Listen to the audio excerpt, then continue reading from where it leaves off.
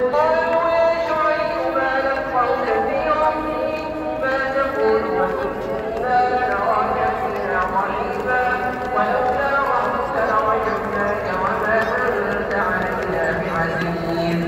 قال يا قوم ربي أعز عليكم من الله واتخذتموه وراءكم وهديا إن ربي بما تعملون محيط. ويا قوم اعملوا على مكانتكم إني عامل فسوف تعلمون من يأتيه عذاب يخزيه ومن هو كاذب وارتقبوا إني معكم رقيب.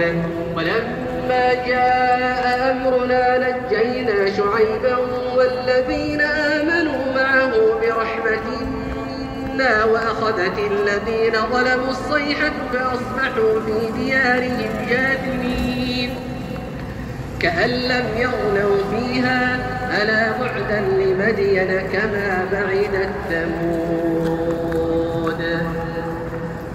الله